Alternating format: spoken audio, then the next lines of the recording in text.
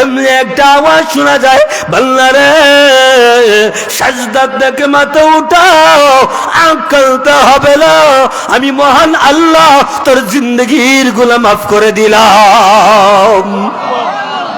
মাফ করছেন কে? আল্লাহ। আল্লাহ এখন নাই? হ্যাঁ, আল্লাহ এখনো আছেন। আল্লাহ যদি এখনো টিকে থাকেন তাহলে আমাদের অবস্থার কোনো পরিবর্তন হয় না। কেন আল্লাহ আসমানি গজব দেয়, কেন আল্লাহ জমিনি গজব দেয়, কেন আল্লাহ শিলা বৃষ্টি দেয়, কেন আল্লাহ ওয়ালা বৃষ্টি দেয়? আল্লাহ ঠিকই আছেন, আমরা পরিবর্তন না। আল্লাহ ঠিকই আছেন, কেউ পরিবর্তন না, আমরা পরিবর্তন না। নামাজ পড়ি না, রোজা রাখি না, হজ করি না, যাকাত দেই না, সুদ তো একবারে খায় না। হ্যাঁ, সুদ খায় না, বাটগাঁও নাই না, আছে। যার কোনো তুলনাও করা যায়, 100টা ফ্যামিলি বার করলে পরে 5টা ফ্যামিলি বার হয় কুতাকুতি। পৃথিবীর মানুষ, আমি আল্লাহকে যে বলছিলাম আমি আল্লাহ ঠিকই আছি, আমার লয় নাই, ক্ষয় নাই, কমতিও নাই, বাড়তিও নাই। আগে যেমন আমি আল্লাহ আমার বান্দাদের গুনাহ মাফ করে দিয়েছি, এখন আমি আল্লাহ আমার বান্দার গুনাহ মাফ করে দিতে পারি। বান্দারে, তবে তুমি যদি তোমার সমস্ত গুনার উপর শর্মিন্দা করে খালিস নিয়তে তওবা করতে পারো, তুমি যদি তওবা করো আর আল্লাহর কাছে বলো, আল্লাহ আর জীবনে কোনোদিন গুনাহ করবো না, এখনো যদি সালেন্ডার হও, নাকের আগায় পানি পৌঁছার আগে আগে আমার মহান আল্লাহ বান্দার দরখাস্ত মঞ্জুর করে নেয়। এবার যুবকটা সাজদা থেকে মাথা উঠাইয়া আল্লাহর পয়গম্বর মুসা আলাইহি ওয়াসাল্লাম যখন রাস্তা দিয়ে হেঁটে যায়, আল্লাহর পয়গম্বর মুসা আলাইহি ওয়াসাল্লামকে ডাক দেয়া বলে, আল্লাহর পয়গম্বর আপনি একটু দাঁড়ান। কারণ পয়গম্বর কখনো মিথ্যা কথা বলতে পারে, নবীরা কখনো মিথ্যা কথা বলতে পারে। আল্লাহর পয়গম্বর আপনি একটু দাঁড়ান, আপনি বলেছেন আমি জাহান্নামে যাব, কথা ঠিকই আছে, কোনো সন্দেহ নাই গো, কিন্তু আমি যে একটা আওয়াজ পাইলাম আল্লাহ বলেছেন আমার জিন্দগির গুনাহ মাফ করে দিয়েছেন, আমি কোনটা বিশ্বাস করব, আমি জান্নাতি না জাহান্নামী? একটা ফয়সালা আপনি দিয়ে যান। এমনি আল্লাহ পয়গম্বর আবার তুর পাহাড়ে চলে গেলেন, আমার মহান আল্লাহ রাব্বুল আলামিনকে ডাক দেয়া বলে, প্রভু আপনি বলেছেন লোকটা জিন্দেগির লোকটাকে আপনি জান্নাতে দিবেন, আবার আপনি বলেছেন লোকটাকে জাহান্নামে দিবেন। আল্লাহ আমি কোনটা বিশ্বাস করব? আপনি তো জানেন আমার উম্মত গুলো একটু ঠেটা, বুঝেন নাই না? মুসা নবীর উম্মত ছিল একটু ঠেটা, এরাই এমন ঠেটা আছে দেখবেন আমাদের সমাজও কিছু রকম ঠেটা লোক পাওয়া যায়। কিতা পাওয়া যায়, ওই মাহফিলটা করছি ঠিকই আছে, সুন্দর করে করছি, প্যান্ডেলটা এত বড় না কইরা একটু ছোট করলো ভালোই তো, বক্তাই হবিগঞ্জ থেকে খেললে গেছে, আমাদের বৈরব টুরব আশপাশ তো বক্তার অভাব নাই, অ্যাং ট্যাং স্যাং ব্যাং আছে সমাজের মধ্যে দেখা যায় আছে। 2 নম্বর দেখবেন এক একটা প্রশ্নরে 32 বার করে, কথা কয় না, এক একটা প্রশ্নরে কয়বার করে? 32 বার করে। আমাদের সমাজে আছে কিনা? মুসা নবীর উম্মত আছে এমন, এরা সূরাতুল বাকারাতে একটা ঘটনা আছে, গাভীর একটা ঘটনা আছে। আল্লাহ যে কোনো ঘটনার জন্য বলেছিলেন একটা গরু কুরবানি দেওয়ার জন্য, এমনি মুসা আলাইহিস সালামের ফস্ত করে, ও মুসা নবী আপনি আল্লাহর জিগান যে গরুটা কুরবানি দেব এটা দেখা হইব না ডেকে হইব, দামা হইব না কি হইব, রং লাল হইব না কালা হইব না দোলা হইব না সবুজ হইব? সুবহানাল্লাহ। আসেনি আমাদের সমাজে এরকম কিছু মানুষ, একটা প্রশ্নরে 32 বার ঘরে। এটাতে আমাদের গ্রাম্য ভাষায় হয় গরুয়া, আপনারা কিতা হই আসেনি সমাজও। এবার মুসা নবী আল্লাহকে বলেন, প্রভু আপনি বলেছেন লোকটাকে জাহান্নামে দিবেন, আবার আপনি বলেন লোকটাকে জান্নাতে দিবেন, কিছুই তো বুঝলাম না। আমার মহান আল্লাহ রাব্বুল আলামিন মুসা পয়গম্বরকে ডাক দেয়া বলে, মুসা পয়গম্বর, আমি আল্লাহ যে আমার বান্দাকে বলেছিলাম জাহান্নাম দিব গো, কথা ঠিকই আছে, কোনো সন্দেহ নাই, কোনো ইখতিলাফ নাই। কেন তোরে মুসা আমার বান্দাকে যখন আমি আল্লাহ বলেছিলাম জাহান্নামে দিব, এই কথা শোনার পরে আমার বান্দা বিরক্ত হওয়ার কথা, কষ্ট পাওয়ার কথা, আমার বান্দা জাহান্নামে যাবে, এই কথা শোনার পরে আমার বান্দা কোনো বিরক্ত হইছে না, কষ্ট পাইছে না। ওই যে আমার বান্দা আমি আল্লাহর দরবারে কালিমাতুল শুকর আদায় করে আলহামদুলিল্লাহ বলেছিল, আমি মহান আল্লাহ রাব্বুল আলামিন খুশি হইয়া আমার বান্দার জিন্দেগির গুনাহ আলহামদুলিল্লাহর বিনিময় আমার বান্দার জিন্দেগির গুনাহ আমি মহান আল্লাহ মাফ করে দিয়েছি। এবার আপনারাই বলুন, আপনারা মাহফিলে এসে টকসেন না দিচ্ছেন? যারা পানির মধ্যে ঘোরাফেরা করতেছে এরা টকসে না দিচ্ছে? হ্যাঁ, আল্লাহ সকলকে আসার তৌফিক দান করো, সকল বলেন আমিন। তাই আবারও পুরুষের কণ্ঠে জবানটা খুলে দিয়া বাটগাঁও যুব সমাজ ও গ্রামবাসীর উদ্যোগে আজকে ইসলামী মহাসম্মেলনী আল্লাহ পাক আশা বসার তৌফিক দান করেছেন। পুরুষের কণ্ঠে জবান খুলে সকলে বলি আলহামদুলিল্লাহ। এবার মোটামুটি হয়েছে, শেষ পর্যন্ত আওয়াজ দিবেন তো ইনশাল্লাহ? আমার বন্ধু আসলো, আওয়াজ দিবেন তো ইনশাল্লাহ? এরকম আল্লাহ সকলকে কবুল করো, সকলে বলেন আমিন। আমি আপনাদের সামনে পবিত্র কোরআনুল কারীম থেকে 114খানা সূরা থেকে যাচাই বাছাই করে পবিত্র কোরআনুল কারীমের সবচাইতে ছোট সূরা যেটা, অর্থাৎ আমরা যে সূরাকে সূরাতুল কাউসার, অর্থাৎ আমরা ওই সূরাকে ইন্না আওতাইনা কই। কি কই? ইন্না আওতাইনা, অর্থাৎ সূরাতুল কাউসার আপনাদের সামনে তেলাওয়াত করেছি। সূরাতুল কাউসারের আলোচনা যদি আমি করতে দেই, আমি কেন সমস্ত বক্তারা যদি বছরের পর বছর আলোচনা করে এরপরও সামান্য পরিমাণ আলোচনা শেষ করতে পারবে না, এরপরও আলোচনা বন্ধ করা যাবে না। তাই আলোচনাটা করব। বিষয়টা হচ্ছে, সাবজেক্টটা হলো শানে রাসূল সাল্লাল্লাহু আলাইহি সাল্লাম সম্পর্কে কিছু আলোচনা করব ইনশাআল্লাহ। এই সূরাকে কেন আল্লাহ নাজিল করলেন, তার নাজিল করার কারণটা কি, সেই সম্পর্কে আলোচনা করব এবং বিশ্বনবী মুহাম্মদ রাসূলুল্লাহ সাল্লাল্লাহু আলাইহি ওয়াসাল্লামের শানে আলোচনা করব ইনশাআল্লাহ। দেখেন, পবিত্র কোরআনুল কারীমের মধ্যে আল্লাহ রাব্বুল আলামিন দুইটি সূরা এমন নাজিল করছেন, একটি সূরা আল্লাহ তার নিজের জন্য বরাদ্দ, আর আরেকটি সূরা আল্লাহ তার হাবিবের জন্য বরাদ্দ। এবার বলুন তো দেখি, আল্লাহ নিজের জন্য যেমন একটি সূরা বরাদ্দ, আরেকটি সূরা তার হাবিবের জন্য আল্লাহ বরাদ্দ, রাসূলকে আল্লাহ কম মহব্বত করতেন? কথা বুঝেন নাই? কম না বেশি? যার কোনো তুলনা করা যাবে? আল্লাহ বলেন, আমি আল্লাহ নবীজি, আমি আল্লাহ আমার জন্য একক একটি সূরা, আমি আল্লাহ দে এক, আমি আল্লাহ দে ওয়াহদাহু লা শারীকা লাহ, আমি আল্লাহ দে বেনিয়াজ, আমার দিয়ে কোনো সন্তান নাই, আমার দিয়ে কোনো আওলাদ নাই, আমি আল্লাহ কাউকে জন্ম দেই নাই, আমি আল্লাহ রাব্বুল আলামিন, আমি আল্লাহ রাব্বুল আলামিন আমার জন্য যে সূরাটা বরাদ্দ করছি সেই সূরাটা হলো সূরাতুল ইখলাস, অর্থাৎ আমরা যে সূরাকে কুল হুয়াল্লাহ কই। কোন সূরা? আল্লাহ তার আলোচনা করেছেন সূরাতুল ইখলাসে, আর আল্লাহ তার হাবিবের আলোচনা করেছেন সূরাতুল কাউসারে। আল্লাহ তার সূরাতুল কাউসারের মধ্যে হাবিবের জন্য একটি সূরা বরাদ্দ রাখছেন, আল্লাহ তার নিজের জন্য একটি সূরা বরাদ্দ রাখছেন। আল্লাহ তার জন্য যে সূরা বরাদ্দ করছেন সেই সূরার নাম সূরাতুল ইখলাস, আল্লাহ তার হাবিবের জন্য যে সূরা বরাদ্দ রাখছেন ওই সূরার নাম হলো সূরাতুল কাউসার। সূরা বলি সুবহানাল্লাহ।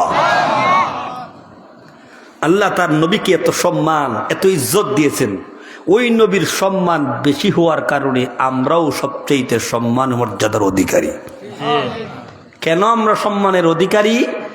কারণ আমাদের নবী দামি। কথা বলে না? আমাদের নবী দামি হওয়ার কারণে আমরা উম্মত দামি। বাবা যদি দামি হয় সন্তানের দাম বাড়ে না কমে? আচ্ছা কিন্তু দেখি, এমপি সাহেব এমপিগিরি করার আগে, ভালো করে বুঝেন, এমপি সাহেব এমপিগিরি পাশ করার আগে যেই সম্মান, এমপিগিরি পাশ করার পরে একই সম্মান। এমপি সাহেব এমপিগিরি করার আগে ওনার ছেলের যেই সম্মান, এমপিগিরি পাশ করার পরে একই সম্মান। আরে বাপরে বাবা, আগে জিগাইতো না, পরে দেখা যায় ফুলারে, দেখা যায় ফুস্টার সভাপতির কাতারে। কি এর টেলায়? বাবার টেলায়। কি এর টেলায়? কেন? সন্তানের সম্মান বাড়লো কেন? বাবা দামি হওয়ার কারণে। কথা বলেন ঠিক কিনা? দুনিয়ার নিজাম, দুনিয়ার ক্ষেত্রে যদি বাবার সম্মানের কারণে সন্তানের সম্মান বাড়ে, তাহলে আমরা তো শ্রেষ্ঠ নবীর শ্রেষ্ঠ উম্মত। শ্রেষ্ঠ নবীর, আমাদের সম্মান কম না বেশি? আমাদের সম্মান এত মহান আল্লাহ রাব্বুল আলামিন দিয়েছেন। আমরাও দামি, আমাদের নবী দামি, নবী দামি, আমরা দামি। এই জন্য মহান আল্লাহ সমস্ত নবীদের উম্মতের চাইতে উম্মতের মুহাম্মাদের সম্মান আল্লাহর কাছে সবচেয়ে বেশি।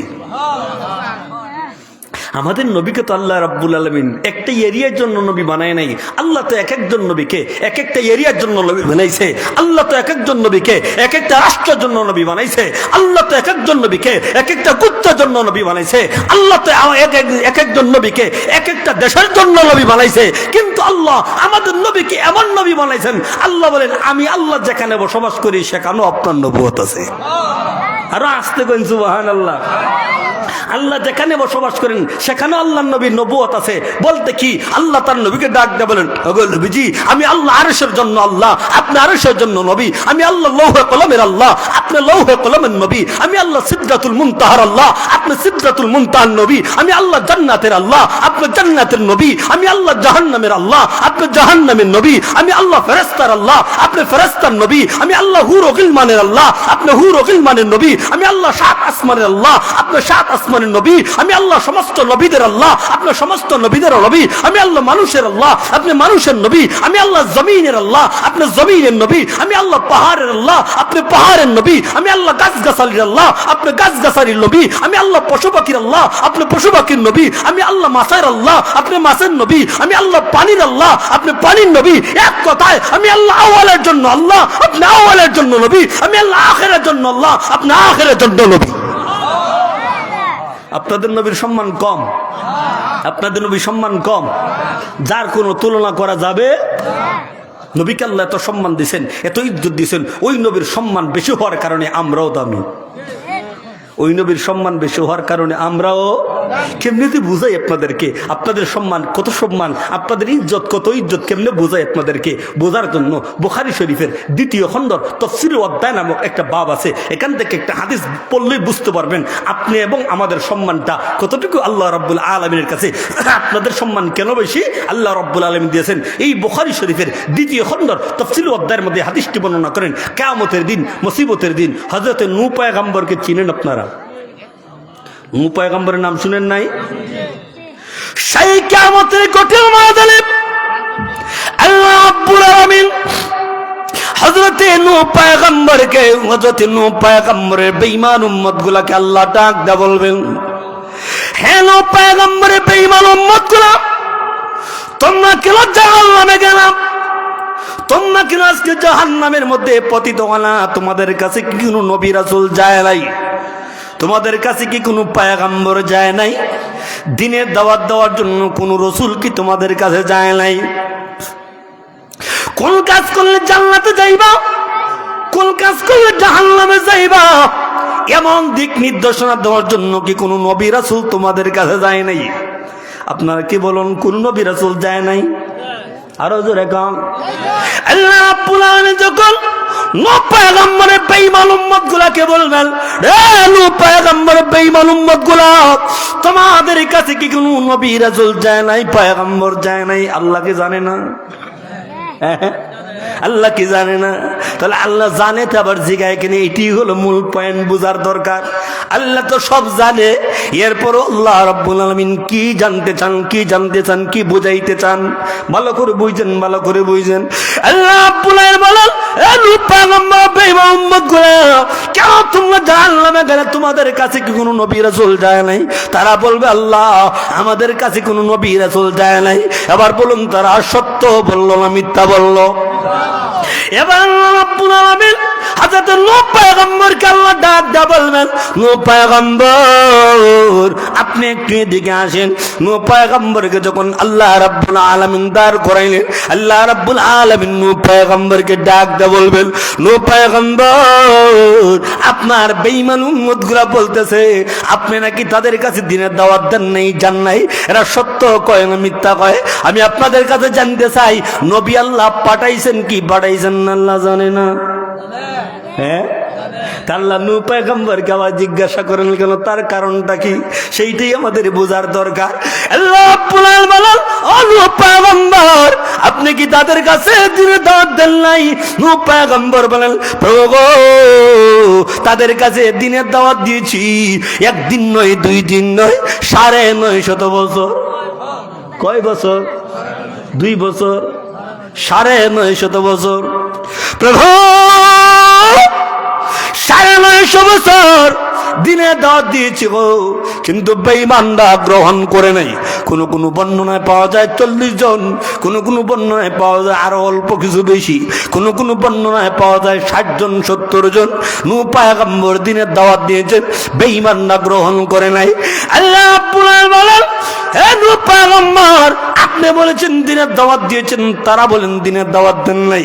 এবার আল্লাহ রাব্বুল আলামিন নূহ পয়গম্বরকে আল্লাহ বলেন, হে নূহ পয়গম্বর, আপনি যে দিনের দাওয়াত দিয়েছেন, আপনার পক্ষে কি কোনো সাক্ষী আছেনি? সুবহানাল্লাহ। হুজুর কেন সুবহানাল্লাহ আবার কি এর দরকার, সামনে বুঝবেন কেন কইলাম। এবার আল্লাহ রাব্বুল আলামিন বলেন, হে নূহ পয়গম্বর, আপনি যে দিনের দাওয়াত দিয়েছেন, আপনার পক্ষে কি কোনো সাক্ষী আছে? নূহ পয়গম্বর বলেন, প্রভু আমার পক্ষে সাক্ষী আছে। আল্লাহ রাব্বুল আলামিন বলেন, হে নূহ পয়গম্বর, সাক্ষী যদি থাকে গো, সাক্ষী আমি আল্লাহর দরবারে আপনি পেশ করেন। তখন মহান আল্লাহ রাব্বুল আলামিনের দরবারে, সেই হাসরের ময়দানে মহান আল্লাহ রাব্বুল আলামিন মহান রবের দরবারে উম্মতে মুহাম্মদী অর্থাৎ আমাদেরকে সাক্ষী হিসেবে দাঁড় করায় দিবে। আর তো জোরে কন্যা সুবহানাল্লাহ। এবার আপনাদের কাছে জানতে চাই, বাটগাঁওয়াসী, আপনারা ছিলেন তখন? নূহ পয়গম্বর যখন দিনের দাওয়াত দিয়েছেন, আপনারা ছিলেন? তো সাক্ষী দেইকা সত্য হয় না, না দেইকা সত্য হয়?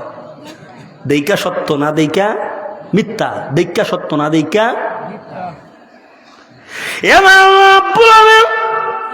উম্মত মুহাম্মদকে বলবেন, রে উম্মত মুহাম্মদী, তোমরা কি জানো আমার পয়গম্বর নূহ আলাইহিস সালাম দিনের দাওয়াত দিয়েছেন কি দিয়েছেন না? তোর আমরা সকলে এক বাক্যে আল্লাহর কাছে ডাক দিয়ে বলবো, প্রভু নূহ পয়গম্বর দিনের দাওয়াত দিয়েছেন, বেঈমানরা গ্রহণ করে নাই। একদিন নয়, 2 দিন নয়, 950 বছর দিনের দাওয়াত দিয়েছেন। প্রভু, ও প্রভু, বেঈমানরা তখন গ্রহণ করে নাই। আমরা যখন সাক্ষী আল্লাহর কাছে পেশ করব, নূহ পয়গম্বরের বেঈমান উম্মতগুলো আল্লাহর কাছে বলবে, প্রভু উম্মত মুহাম্মাদের সাক্ষী মানি না। কেন মানো না? হে রব্বুল আলামিন, আপনাদেরকে জিজ্ঞাসা করে দেখেন তখন তারা ছিল কিনা। আল্লাহ বলেন, কথা তো ঠিকই আছে। এবার বলুন, আল্লাহ কি সবকিছু জানে না? আল্লাহ কি বুঝাইতে চায়, কি করতে চায়, কি করতে চায়? আল্লাহ বলেন, কথা তো ঠিকই আছে। আল্লাহ রাব্বুল আলামিন নূহ পয়গম্বরের বেঈমান উম্মতগুলার কথায় আল্লাহ আমাদেরকে জিজ্ঞাসা করবেন, উম্মত মুহাম্মদী রে, তোমরা যে সাক্ষী দিলা, তোমরা যে বললা যে নূহ পয়গম্বর দিনের দাওয়াত দিয়েছেন, তখন তো তোমরা ছিলা না, না দিকে তোমরা সাক্ষী দিলা কেমনে? তখন আমরা উম্মত মুহাম্মদী সকলে রেফারেন্স দিব, আল্লাহ আমাদের শিক্ষা দিয়েছেন প্রাণের নবী মুহাম্মদুর রাসূলুল্লাহ সাল্লাল্লাহু আলাইহি সাল্লাম। আমরা রেফারেন্স দিব কার? আমাদের নবীর। আমরা রেফারেন্স দিব কার? আমাদের। এবার রাব্বুল আলামিন তার হাবিব বিশ্বনবী মুহাম্মদুর রাসূলুল্লাহ সাল্লাল্লাহু আলাইহি সাল্লামকে আল্লাহ ডাক দিয়ে বলেন, বন্ধু আমার, আপনি নাকি আপনার উম্মতগুলোকে শিক্ষা দিয়েছেন, নূহ পয়গম্বর দিনের দাওয়াত দিয়েছেন, আপনি পাইলেন কোথা থেকে? আপনি এমনটা শিক্ষা দিলেন কেন? আপনি তো তখন ছিলেন না, আপনি কেন এমনটা শিক্ষা দিলেন? এমনি হযরতে বিশ্বনবী মুহাম্মদুর রাসূলুল্লাহ সাল্লাল্লাহু আলাইহি সাল্লাম তখন ডাক দিয়ে বলে, প্রভু আমি শিক্ষা পেয়েছি, তাদের শিক্ষা দিয়েছি, আমাকে শিক্ষা দিয়েছেন আপনার প্রেরিত দূত হযরত জিবরাইল আমার কাছে কোরআন নাজিল করে। হে রব্বুল আলামিন, আমি পেয়েছি কোরআনের মধ্যে। আপনার কোরআন যদি সত্য হয়ে থাকে গো, আমার শিখানো সত্য, আমার শিখানো যদি সত্য হয়ে থাকে গো, আমার উম্মতে মুহাম্মদের সাক্ষী সত্য, আর উম্মতের মুহাম্মদের সাক্ষী যদি সত্য হয়ে থাকে, বেঈমানদের ওয়ানাস্তা বাতিল। কথা কয় না? বেঈমানদের ওয়ানাস্তা। আল্লাহ রাব্বুল আলামিন এমনটা কেন হাসরের ময়দানে করলেন? আল্লাহ নিজে সব জানেন, আল্লাহ নিজে সব জানেন। আল্লাহ নবী পাঠাইছেন, পয়গম্বর পাঠাইছেন, আল্লাহ আপনাকে আমাকে আল্লাহ সৃষ্টি করেছেন, তাহলে আল্লাহ এমনটা কেন করলেন? আল্লাহ রাব্বুল আলামিন অন্য নবীর উম্মতের সাক্ষীও তো আল্লাহ নিতে পারতেন। ইব্রাহিম নবীর উম্মত আছে, ঈসা নবীর উম্মত আছে, ইসমাইল নবীর উম্মত আছে, দাউদ নবীর উম্মত আছে, ইসহাক নবীর উম্মত আছে। এক কথা বেটি আল্লাহ রাব্বুল আলামিন যত পয়গম্বর পৃথিবীর জন্য সৃষ্টি করেছেন, প্রত্যেকটা নবীর উম্মত আছে। কেন তো হাসরের ময়দানে আল্লাহ রাব্বুল আলামিন সমস্ত নবীদের সামনে, সমস্ত নবীদের উম্মতের সামনে আল্লাহ রাব্বুল আলামিন উম্মতে মুহাম্মদের সাক্ষী কেন আল্লাহ নিলেন? মহান আল্লাহ রাব্বুল আলামিন হাসরের ময়দানে প্রমাণ করে দেওয়ার জন্য যে আমার উম্মতে মুহাম্মদই আমার নবী শ্রেষ্ঠ। আর হাসরের ময়দানে সমস্ত নবীদের সামনে, সমস্ত নবীদের উম্মতের সামনে আমাদের সাক্ষীর মাধ্যমে আল্লাহ প্রমাণ করে দিলেন আমার উম্মতে মুহাম্মদী সমস্ত নবীদের উম্মতের চাইতে আমার উম্মতে মুহাম্মদীও শ্রেষ্ঠ। আল্লাহ রাব্বুল আলামিন হাসরের ময়দানে সমস্ত নবীদের সামনে আল্লাহ আমাদের সাক্ষীর মাধ্যমে আল্লাহ প্রমাণ করে দিলেন আমার উম্মতে মুহাম্মদী সমস্ত নবীদের উম্মতের চাইতেও আমি আল্লাহর কাছে দামি। সুবহানাল্লাহ। সেই নবীর উম্মত হলাম আমরা, সেই নবীর উম্মত হলাম। এখন ওই নবীর উম্মত আমরা হইয়া এখন নবীর তরিকা আমাদের মধ্যে নাই, নবীর সুন্নত আমাদের মধ্যে নাই, নবীর আখলাক আমাদের মধ্যে নাই, যেমনে চায় এমনি চলে। কথা বলেন ঠিক কিনা? এবার আসুন, মুহাম্মদ রাসূলুল্লাহ সাল্লাল্লাহু আলাইহি ওয়াসাল্লাম এই পৃথিবীর জন্য আল্লাহ নবী জন্মগ্রহণ করেছেন। যেই দিন আল্লাহ নবী জন্মগ্রহণ করেছেন এই দিন নিয়ে একটু ইখতিলাফ আছে। কেউ বলেছেন 570 খ্রিস্টাব্দে জন্মগ্রহণ করেছেন, কেউ বলেন 571 খ্রিস্টাব্দে জন্মগ্রহণ করেন, কেউ বলেন 8ই রবিউল আউয়াল, কেউ বলেন 9ই রবিউল আউয়াল, কেউ বলেন 10ই রবিউল আউয়াল, কেউ বলেন 12ই রবিউল আউয়াল। যাই হোক, প্রসিদ্ধ মত হলো 12ই রবিউল আউয়াল সোমবার দিন সুবহ সাদিকের সময় মহান আল্লাহ রাব্বুল আলামিন এই পৃথিবীর জমিনে তার বন্ধু মুহাম্মদ রাসূলুল্লাহ সাল্লাল্লাহু আলাইহি ওয়াসাল্লামের জন্ম আল্লাহ ঘটায় দিয়েছেন। যেই দিন জন্ম হয়, ভালো করে বুঝলেন, যেই দিন জন্ম হয়, জন্ম হওয়ার সাথে সাথে মহান আল্লাহ রাব্বুল আলামিন দুনিয়ার জন্য নবী আসার সাথে সাথেই হক প্রতিষ্ঠিত এবং বাতিল ধ্বংস। হক প্রতিষ্ঠিত। শিশু সন্তান মুহাম্মদ যখন দুনিয়ার জমিনে আগমন ঘটলো, আমিনা ডাক দেয়া বলেন, আমিনা ডাক দেয়া বলেন, সন্তান, শিশু সন্তান মুহাম্মদ যখন দুনিয়ার জমিনে আসবে, জন্মগ্রহণ যখন করবে, অন্য অন্য মহিলা প্রসব বেদনা হয়, প্রসব বেদনা হয়, যন্ত্রণা হয়, কষ্ট হয়। আমিনা বলেন মুহাম্মদ যখন দুনিয়ার জমিনে আসবে গো, অন্য অন্য মহিলার মতন প্রসব বেদনা যন্ত্রণা আমি আমিনা মুটি টের পাই নাই। এরপরে আমিনা বলেন আমার সন্তান পৃথিবীর জন্য জন্ম নিয়েই জানি আমার সন্তান আমার মহান রবের দরবারে শুকরিয়া আদায় করেছে, শুকরিয়া আদায় করেছে। এরপর আমিনা বলেন আমি আমার সন্তানের দিকে তাকাইলাম, তাকায় দেখি প্রত্যেকটা সন্তান দুনিয়ার জমিনে আসার সময় শরীরের মধ্যে ময়লা রক্ত লাগানো থাকে। আরো জোরে কন, ময়লা লাগানো থাকে কিনা, শরীরে রক্ত লাগানো থাকে কিনা? আমার বাসা বুঝুননি আপনারা? না অসুবিধা হইতেছে? শরীরের মধ্যে রক্ত লাগানো থাকে, ময়লা আবর্জনা লাগানো থাকে। আমিনা ডাক দিয়ে বলেন আমার সন্তান মুহাম্মদ যখন পৃথিবী জমিনে জন্মগ্রহণ করলো, আমি আমার সন্তানের শরীরের দিকে তাকাইলাম, চেহারার দিকে তাকাইলাম, তাকায় দেখি গো আমার সন্তানকে কে যেন পেটের ভিতরে গোসল করাইয়া মেশকে আম্বর দিয়া আমার সন্তানের শরীরটাকে পুত পবিত্র করে দিয়েছে।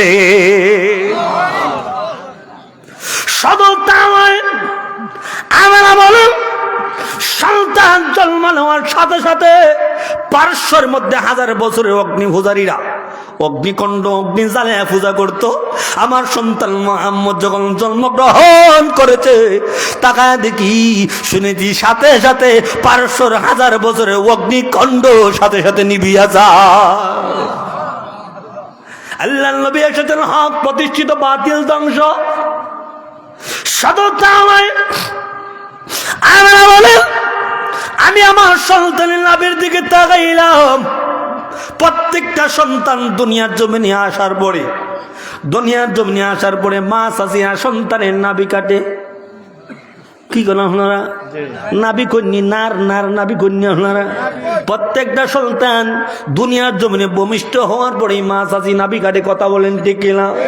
কিন্তু আমরা বলেন আমি আমার সন্তান মুহাম্মদের দিকে যখন তাকাইলাম, তাকায় দেখি কে যেন মুহাম্মাদের নাভি কাটা অবস্থায় জন্ম দিয়েছে। শুধু তা নয়, আমেনা বলেন আমি আমার সন্তানের দিকে তাকায় দেখি পৃথিবীর জমিনে প্রত্যেকটা সন্তান মুসলমানি অবস্থায় অর্থাৎ খতনা অবস্থায় জন্মগ্রহণ করে না। না না না না, প্রত্যেকটা সন্তান দুনিয়ার জমিনে ভূমিষ্ঠ হওয়ার পরে বড় হওয়ার পরে মুসলমানি করা হয়, খতনা করা হয়। কেন তা আমরা বলেন আমি তাকাইলাম, তাকায় দেখি গো আমার সন্তান নাভি কাটা অবস্থায় জন্মগ্রহণ করেছে, আমার সন্তান মুসলমানি অবস্থায় জন্মগ্রহণ করেছে। আমেনা বলেন পুত পবিত্র একটি সন্তান যখন জন্মগ্রহণ করলো, আমি আমার সন্তানের চেহারার দিকে তাকাইলাম। দেখেন আমার নবীর নাম মুহাম্মদ কেমনে আসে, নবীর নামটা কেমনে মুহাম্মদ আসে।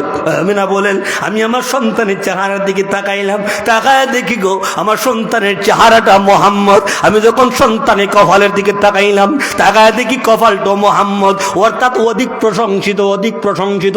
মুহাম্মদ অর্থ হচ্ছে অধিক প্রশংসিত। আমি যখন সন্তানের চেহারার দিকে তাকায় দেখি সন্তানের চেহারাটা মুহাম্মদ। সন্তানের নাকের দিকে তাকাইলাম, নাকটাও মুহাম্মদ। সন্তানের চোখের দিকে তাকাইলাম, চোখটাও মুহাম্মদ। সন্তানের গালের দিকে তাকাইলাম, গালটাও মুহাম্মদ। সন্তানের টুটের দিকে তাকাইলাম, টুটটাও মুহাম্মদ। সন্তানের চুলের দিকে তাকাইলাম, চুলটাও মুহাম্মদ। সন্তানের জিহ্বার দিকে তাকাইলাম, দাঁতের দিকে তাকাইলাম, দাঁতটাও মুহাম্মদ। সন্তানের সিনার দিকে তাকাইলাম, তাকায় দেখি সিনাটাও মুহাম্মদ। সন্তানের উরুর দিকে তাকাইলাম, উরুটাও মুহাম্মদ। সন্তানের কানের দিকে তাকাইলাম, কানটাও মুহাম্মদ।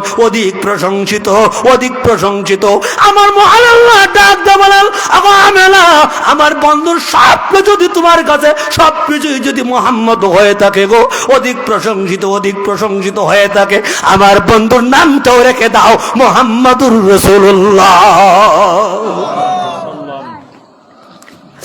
আল্লাহ নবী মুহাম্মাদুর রাসূলুল্লাহ পৃথিবীর জমিনে জন্মগ্রহণ করেছেন। জন্মগ্রহণ করার পরে আল্লাহ নবী মুহাম্মাদুর রাসূলুল্লাহ এভাবে যদি ধারাবাহিকভাবে আলোচনা করতে যাই কয়েক ঘন্টা চলে যাবে, আলোচনা শেষ করতে পারবো না। আপনারা ধৈর্য হারা হয়ে যাবেন, আবার আমিও থাকতে পারবো না যে আমাকে চলে যাইতে হবে। তাহলে আসুন, বলতেছিলাম আল্লাহ নবী মুহাম্মাদুর রাসূলুল্লাহ জন্মগ্রহণ করেছেন। ওনার আরেকজন চাচা ছিল, নাম ছিল আবু লাহাব। কি লাহাব? আবু লাহাব নবীজির চাচা। আবু লাহাবের বান্দি ছিল শয়বা। আবু লাহাবকে গিয়া বলে, হে আমার মুনি, আপনার ভাই আব্দুল্লাহর ঘরে একটা সন্তান জন্মগ্রহণ করেছে, টুকটুকে সুন্দর একটি সন্তান জন্মগ্রহণ করেছে।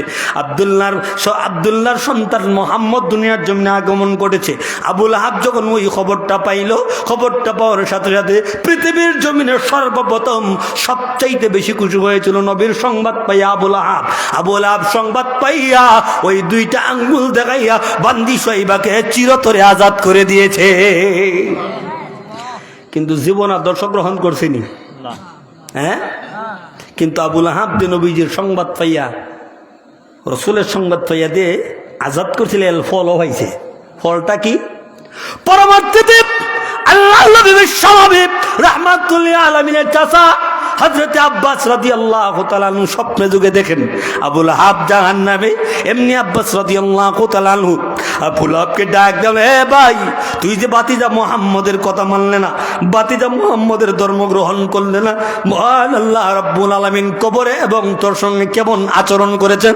আবু লাহাব তখন ডাক দেয়া বলে, রে ভাই আব্বাস, আমাকে মহান আল্লাহ রাব্বুল আলামিন অন্য কাফিরের মতন আল্লাহ আযাব দেয়, কিন্তু আমি যে বাতিজা মুহাম্মদের কথা মাইনা ওই দুইটা আঙ্গুল দেখাইয়া আমার বান্দি শয়বাকে চিরতরে আজাদ করে দিয়েছিলাম, এর ফল পাইছি। প্রতি সোমবার আসলে পরে আমার মহান আল্লাহ ওই আঙ্গুল দেওয়ার ঠান্ডা শরবত বের করে দেন, চুইসা খাই, এক সপ্তাহের আজাব একটু আসান হয়ে যায়। এবার বলুন তো দেখি, ওই লোকটা যদি এরকম কাফের হওয়ার পরে যদি এরকম হয়, কিন্তু রসুলের জীবনে আদর্শ গ্রহণ করলে মনে হয় কিছুই তো না। হ্যাঁ না ডাবল? আরো জোরে হন, তুলনা আছে? কোনো তুলনা? তো রসুলের জীবন আদর্শ গ্রহণ করা দরকার আছে কিনা? মুহাম্মদুর রাসূলুল্লাহ সাল্লাল্লাহু আলাইহি সাল্লাম জন্মগ্রহণ করেছেন। জন্মগ্রহণ করার সাথে সাথে আল্লাহ নবী মুহাম্মদুর রাসূলুল্লাহ সাল্লাল্লাহু আলাইহি সাল্লাম পৃথিবীর জন্য জন্মগ্রহণ করেন। দাদা আব্দুল মুত্তালিব সাহেব বলেন, আমি খানা কাবার মুতাওয়াল্লি ছিলাম, খানা কাবার মুতাওয়াল্লি ছিলাম। এমনি খানা কাবার মুতাওয়াল্লি যখন ছিলাম, হঠাৎ করে তাকায় দেখি খানা কাবার ভিতরে একটা মূর্তিও দেখা যায় না, একটা মূর্তিও দেখা যায় না। কিরে মূর্তিগুলা গেল কোথায়? এমনি তাকায় দেখি আমার প্রত্যেকটা মূর্তি রসুলের জন্মের সাথে সাথে মহান আল্লাহ রাব্বুল আলামিনকে সাজদা দিয়েছে। আলহামদুলিল্লাহ। আমার বন্ধুবর হযরত মাওলানা মুফতি রিফাত খান আল মাদানী উপস্থিত হয়ে গেছেন, সকলে বলে আলহামদুলিল্লাহ। রাত্র অনেক গভীর হয়ে গেছে, রাত্র অনেক গভীর হয়ে গেছে। ইনশাআল্লাহ যতটুকু আলোচনা করলাম, আলোচনা শেষও করতে পারি নাই, মাঝামাঝিও যেতে পারি নাই, কিছু আলোচনা করেছি। যদি ওদূর ভবিষ্যতে আসি তাহলে ইনশাল্লাহ একটু সকাল সকাল দেওয়ার জন্য কর্তৃপক্ষকে বলবো এবং বিস্তারিত আলোচনা করার চেষ্টা করব। এখন অত্যন্ত সুন্দর আলোচনা করবেন হযরত মাওলানা মুফতি নজরুল ইসলাম কাশিমি সাহেব, দাওয়াত বারকাতুহু মাদ্দাজুল্লাহ আলী হুজুরের মতন বয়ান করবেন। শেষ পর্যন্ত থাকবেন তো ইনশাল্লাহ। এবং সিন্নি আছে, সিন্নি খেয়ে যাবেন। যতটুকু আলোচনা করেছি, অল্প হোক যতটুকু করেছি, আল্লাহ পাক তার উপর আমাকে আপনাকে আমল করার তৌফিক দান করে, সকলে বলেন আমিন। আসসালামু আলাইকুম ওয়া রাহমাতুল্লাহি ওয়া বারাকাতুহু।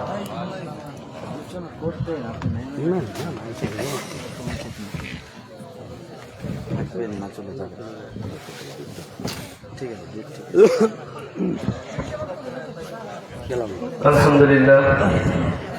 আসলে ভালো আছেন? আমরা আসার পর থেকে যাদের আলোচনা শুনতেছি, কাল থেকে কেউ আসলে কণ্ঠের দিক দিয়ে কম না, ঠিক না? সকলে কণ্ঠগুলো আসলে আমাদের হৃদয়গ্রাহী বা আমাদের সকলেই ভালো লাগতেছে, আমরা বুঝতেছি। অনেক সুন্দর আলোচনা করতেছিলেন। এরপরেও